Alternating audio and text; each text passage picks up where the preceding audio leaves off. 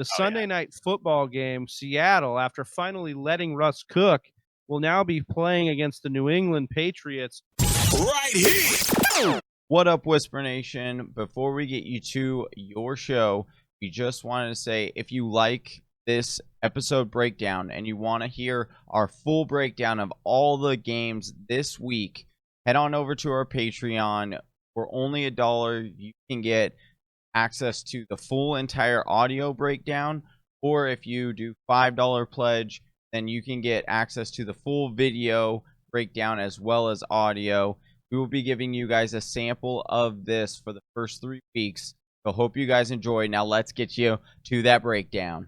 Now, moving on to one of my I know Summy's geeked for this game. The Sunday night football game, Seattle, after finally letting Russ cook, will now be playing against the New England Patriots on Sunday Night Football. Russell Wilson, after basically holding the Seahawks ransom to give him a fat contract, basically said that he's holding them ransom again, that if they don't let him cook, he's basically looking for the door. He got to cook last week, Summy. Yeah. He basically said, listen, I want to play with more urgency earlier in the game. I don't want to be bailing you guys out. I can do that, but that's not what I'd like to do. I like to put away the game a little bit earlier. And can you believe, who was it? Atlanta's D coordinator or someone. I think there was a quote. They said, yeah, we were focusing more on stopping the run and stopping Chris Carson. We weren't worried too much about Russ. We weren't thinking about that too much. Well, if you would have gone on all the analytics for the way Pete Carroll works, that would have been a great game plan. Yeah, absolutely. I think it's exciting to see what Russ can do. I think if this continues, it's going to be a phenomenal year for both DK and Tyler Lockett. I'm heavily invested in both of those guys because I did have confidence that Russ was going to cook just a little bit more. But this is going to be an interesting spot here, going up against the best secondary. Even going into this year, last week they were the best secondary, New England. It's going to be interesting to see what they can do to DK Metcalf and what they can do to Tyler Lockett. Can they lock them down? I think the last time Tyler Lockett... Will you imagine that Gilmore is going to be on Lockett or on Metcalf? I would think say Metcalf, that, right? I would say that they're not gonna shadow. I don't think they could shadow here. I think they're gonna rotate around, but for the most part, it's tough, man. I mean, you have J.C. Jackson there who's developing. You have Stephon Gilmore, obviously we know he's established, and Jonathan Jones is a phenomenal slot cornerback as well. So if Tyler Lockett moves into a slot, he'll see Jonathan Jones. On the outside, he's going to see J.C. Jackson or Stephon Gilmore. I think they're going to rotate these guys around. I don't think we're going to see a shadow here. But DK Metcalf, I mean, if his drops continue, that could be a problem for this offense. I just want to ask you one more thing about that New England defense, because you are a homer. You like follow that roster pretty well. They had a lot of opt-outs this year. Where is the way to attack this New England defense this year? Because we know they're not going to be as elite as they were last year. What's the way to get at them? I think they lost Kyle Van Noy in the middle, and I think a lot of teams are thinking that they can attack them with tight ends over the middle of the field.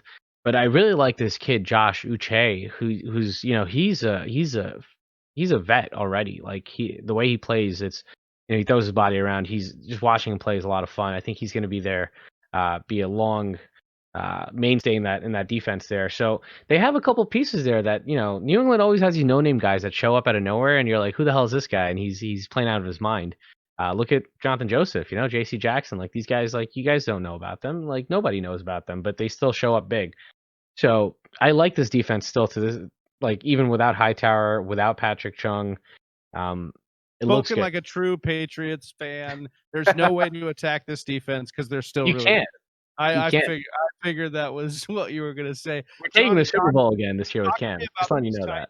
Because I think actually, no, Johnny, take me through the running backs, because the guy who got more carries last week was Carlos Hyde. It wasn't Chris Carson. Are you concerned with Chris Carson?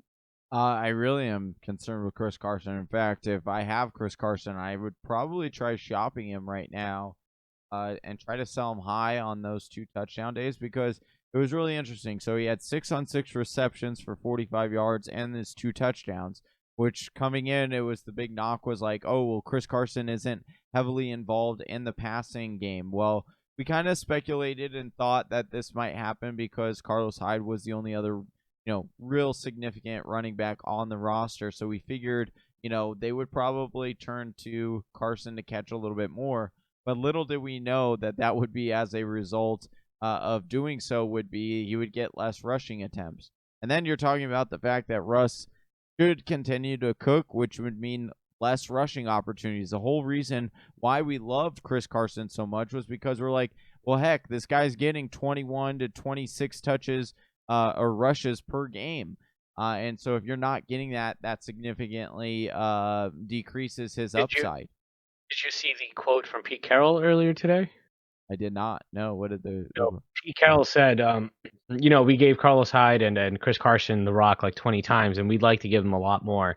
So I think you'll see a lot more volume go their way as the season progresses.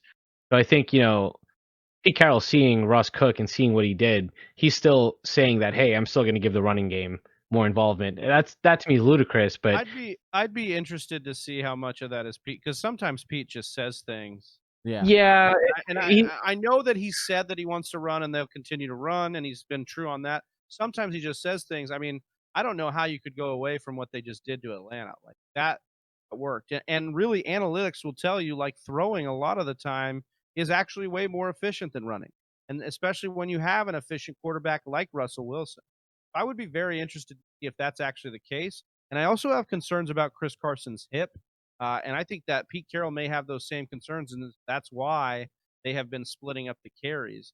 So maybe you're not concerned with volume going forward, but you're concerned with the split of volume because Carlos Hyde is a guy that, they didn't have much different in yards per carry this last game. So maybe Carson's nursing the hip. Maybe they want to nurse something to keep an eye on in that backfield. But I think if you invested in Chris Carson, guys, you've got to keep rolling him out there, right? Oh, yeah. Second, third round pick, you have to. Yeah. All right. So we're talking about on the other side of the ball, the New England Patriots. Cam Newton looking like the MVP type Cam Newton we saw before. 75 rushing yards on 15 rushing attempts. Just kind of torched Miami in the red zone. Did what he wanted to do with them. We know that we were waiting for Cam to show us. He showed us, firing him up. You got him late. You love the upside of getting him late. So keep pounding it with him. That's how this team's going to want to win. It seems to be like an upgraded version of the McDaniels playbook that he ran with Denver when he had Tim Tebow. It's going to be a lot of read option, a lot of run-heavy stuff. You like that. I want to talk about this running back core, Johnny, with James White, Sony Michel, Rex Burkhead, and the gang. How do you see this shaking out, and who are you trusting with? Maybe not season long. Let's talk about just this game. Who do you want to go with this? Even in this game, I'm not starting any of them. And that might sound kind of crazy, but I rewatched the New England game against Miami, and I was paying attention to what they were doing with their running backs specifically. They are going to run the ball a lot because that's what – oh, my God. This is going to be so wild because it was just comical at how genius the offensive scheme is for New England, and even the wrinkles that they have that are like, if teams, because Miami, they were like, okay, well, we figured it out. Like, if you guys are just going to run with Cam, we'll just do this. And then it was just like, okay, well, what we're going to do to counter that is just add one more wrinkle to it and make you think about Cam possibly, throwing a screen here and as well. It's wild. It's really fun. And it's just like, wow, these guys are really good at what they do. But when it comes to the running backs, it's all over the place. They will oftentimes they'll give an entire series to a certain running back. So it might come out and it'll be, James or Sony Michel's drive, right? But they'll, it's not always guaranteed going to be that one and only running back. In certain downs, they could bring in Rex Burkhead. They can bring, J.J. Taylor all of a sudden got a few drives in here, carried the ball 4 times for 28 yards. They're just mixing and matching to whatever will win a football game.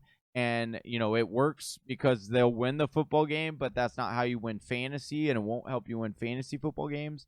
So it's unfortunate, but I am not touching any of these guys. In fact, if I can sell high on Sony Michel right now, because he had the touchdown, and you might be able to say, hey, he got the goal line work, all that, I would get rid of Sony. I don't want the headache on my teams. Like, you're gonna just be like, who do I start? I don't know. Like James White, we thought was the most consistent one or the easiest one, but even he had I only also don't think that 3 that game targets. shaped up. I don't think that that game shaped up for a James White game, though, right? So, I mean, like for me, I think James White will still have games where he's going to be useful in games like maybe this game where they're underdogs and they're going to need to be throwing to keep up with Seattle if they let Russ cook. I think this actually is a sneaky James White game. Yeah, James White, and then I think Rex Burkhead being healthy there also limits James White's upside. I think they use him as a pass catcher, versatile Swiss Army knife. So Johnny's point, the point that he was making is like this volume is going to be too split. I know James White is the main primary pass catching back, but it's still going to be split, and I don't think Cam's going to check it down as often. And I was watching the game as well, and you just see this Lamar Jackson-esque, where they're using play action, but Cam's holding the ball on the running back's stomach for longer just to pull the linebackers in a little bit deeper down and then kind of And take like, off. is there anybody better at holding that ball than than Cam? Cam Newton on the read option? I mean, Lamar Jackson might be. Lamar Jackson's pretty fluid with it, but Cam is special, and it's going to be interesting to see. But the one thing I will say, it's concerning that Miami was still in the game that late in the game, where I think that Seattle, their offense is going to just overpower New England, because I think they're still getting on the page, like the same page. I think they're still learning.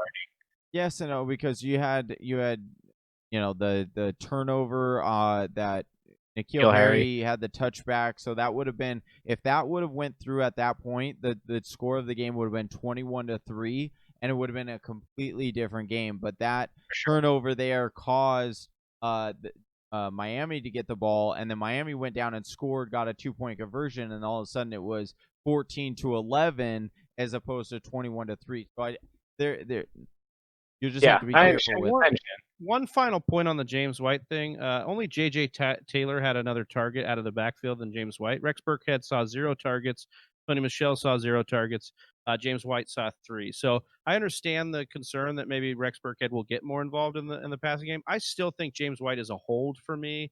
I want to see a different game script for New England and see how James White is used in that, because we didn't see anything kind of more consistent out of the pass catchers. So that's what we'll move on to here, Summy, is the pass catchers. Julian Edelman, N'Keal Harry. How do you see this shaking out, especially in this matchup? Yeah, I think Julian Edelman, if you drafted him, you got him in like the 8th, 9th round. I mean, he was a super discount, and we see why. He's just going to be a floor play every week. He's not going to have the upside that he did with Brady. He's going to see his 8 to 10 targets a week, but they're not going to be as effectively placed, and he's not going to be able to have as much yak as he did in years past. N'Keal Harry, I think the breakout is real. I think, if he didn't fumble, we would be talking differently about him. I think, he can break out. He has that prototypical body that Cam loves, that big body in the red zone, so he's going to love throwing to N'Keal Harry, even if he can't separate. I think N'Keal Harry is good enough to go up and get it. Well, that's the style you want for N'Keal Harry. Yeah. I mean, he's a contested catch master. Just throw it up, just trust the receiver. But Demir Burt, his involvement was actually pretty surprising, and I think that just goes back to their chemistry, Cam and Demir's. That'll probably get reduced as the season goes on. But this offense is just devoid of weapons, and I think Cam's going to be the centerpiece in this offense. So fire him up no matter what. The tight ends I'm not too interested in though. Devin Asiasi, Dalton Keene is injured, I believe. I think it was a neck injury or something like that. But no targets here for the tight ends, which is weird. But maybe that'll change. They got 2 targets total. Not good. Was it Ryan Izzo that got the targets? Yeah, Izzo got 2, and that was it. That was it. He caught 1 for 25 yards, and that was it. It was a play action. Surprise. Right to the Izzo. Thank you for listening to the Fantasy Whisperers podcast. You can hear more from John and Travis on Google Play, SoundCloud, and iTunes. You can also follow us on Instagram, Facebook, and Twitter at TF Whisperers.